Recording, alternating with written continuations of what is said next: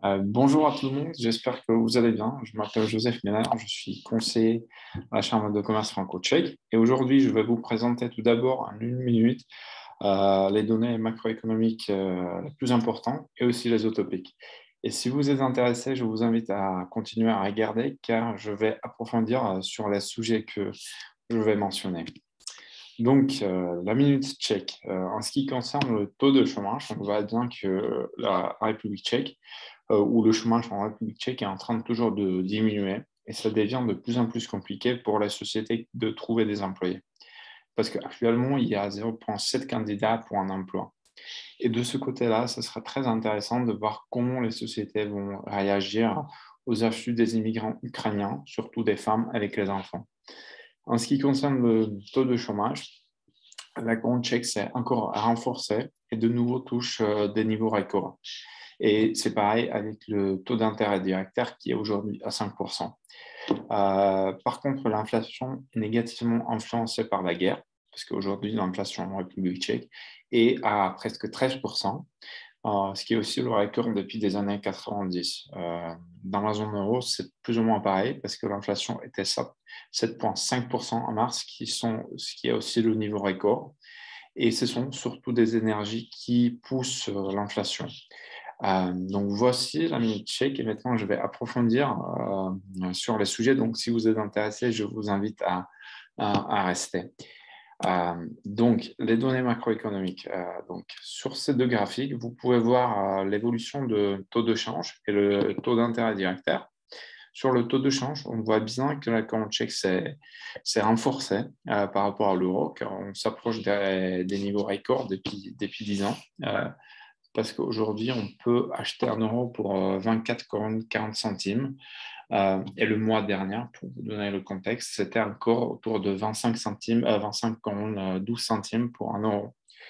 En ce qui concerne le taux d'intérêt directeur, on peut bien voir la réaction du Banque nationale tchèque, qui au début du Covid a réagi 3 fois. Ils ont diminué le taux d'intérêt directeur. Mais aujourd'hui, donc en 2022, mais aussi en 2021, le train s'est renversé complètement. Et le dernier changement, c'était au début du mois de mars. Et aujourd'hui, c'est donc 5%, ce qui est aussi le taux record depuis 2001. De plus, selon les économistes, la hausse des taux pourrait encore continuer. Une grande partie du board de ČNB, donc la Banque nationale tchèque, a indiqué que pour les mois à venir, la lutte contre l'accélération de l'inflation sera principale pour eux. Et ils s'attendent à un pic de mai à juin de l'inflation de près de 14%.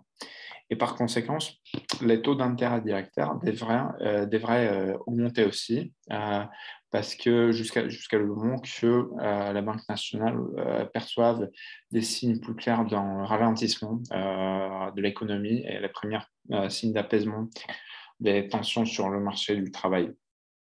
Euh, sur le taux d'inflation, parce que c'est très lié avec le sujet, sur le taux d'inflation, on voit que l'inflation a continué d'augmenter fortement au cours des 2 premiers mois, donc déjà avant le début de la guerre en Ukraine, parce que l'inflation a dépassé 11% en février déjà. Et aujourd'hui, on est donc à 12,7%. Et l'inflation est donc nettement au-dessous des pronostics. Cette évolution est principalement due à la hausse des prix des produits alimentaires et aussi des énergies. Les prévisions d'hiver supposaient que l'inflation va culminer au premier semestre de l'année et va ralentir progressivement pour se rapprocher de l'objectif de 2% d'ici la moitié de l'année prochaine. Mais on voit que les estimations actuelles supposent que l'inflation va augmenter encore dans les mois à venir et va rester en général élevée tout au long de l'année. La Banque centrale aussi a évolué les effets de la guerre en Ukraine comme fortement pro-inflationniste, surtout en court terme.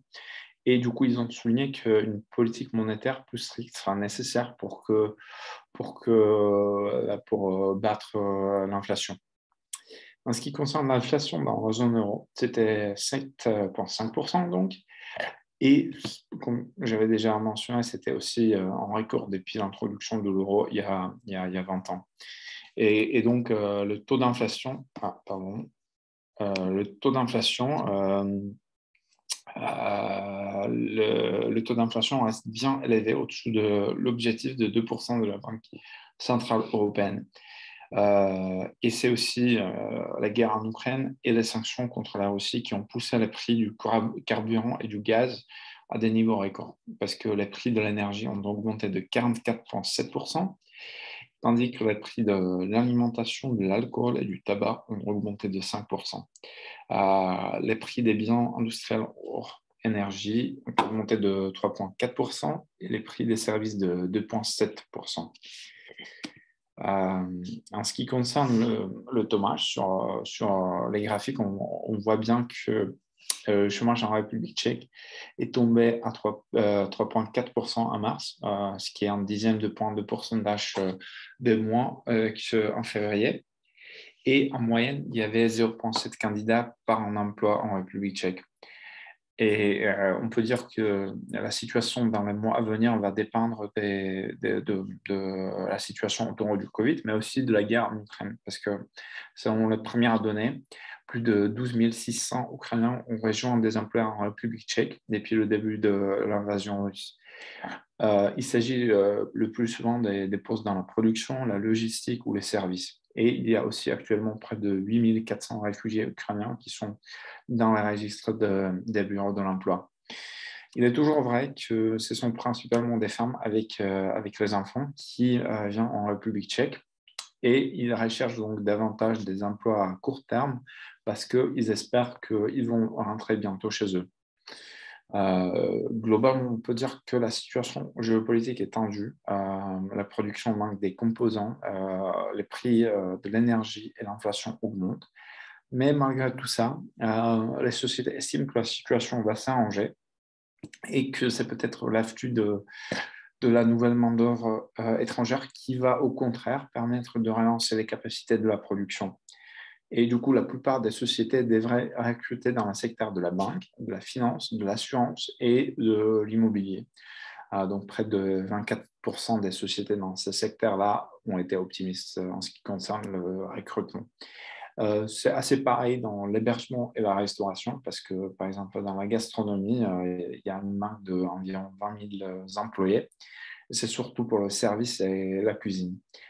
Les secteurs de l'informatique, de la technologie, des communications, des médias, de la fabrication, de la construction et du secteur public sont également plutôt optimistes en ce qui concerne le recrutement. Mais de l'autre côté, on a les services et le commerce où les plans de recrutement sont plus faibles par rapport à des autres secteurs. Et encore en ce qui concerne le marché du travail tchèque, et la possibilité d'intégrer les réfugiés ukrainiens. C'est surtout, c'est sûr que ce ne sera pas facile, déjà à cause de la barrière linguistique, mais on voit que les Ukrainiens ont jusqu'à présent été la deuxième main-d'œuvre étrangère la plus forte de la République tchèque, après les Slovaques. Parce qu'à la fin de l'année dernière, selon la direction du service de police étrangère, près de 200 000 d'entre eux étaient employés dans notre pays. Et la plupart d'entre eux travaillaient dans l'industrie manufacturière, l'administration, la construction, le commerce et les transports.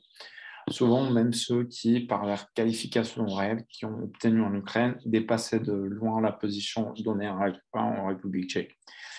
Mais de l'autre côté, il faut aussi mentionner les départs parce qu'aujourd'hui, un mois après le début de la guerre, les départs, surtout des hommes, ont déjà touché à 56% des sociétés qui employaient des Ukrainiens. Et ce sont surtout les petits entrepreneurs et l'industrie de la construction qui ont été plus touchés par rapport à ça. Mais pour l'instant, les sociétés en général ne sont pas très, très touchées par la pénurie de main-d'œuvre, mais c'est plutôt la pénurie des matières premières qui pose des problèmes et aussi leurs prix s'ils sont disponibles. Donc voilà, merci beaucoup. Si vous avez des questions, n'hésitez pas à nous contacter ou à consulter nos pages web et on sera ravis de vous répondre. Vous pouvez contacter aussi soit moi, soit mes collègues qui sont mentionnés ici. Donc, je vous souhaite bonne journée et à bientôt. Au revoir.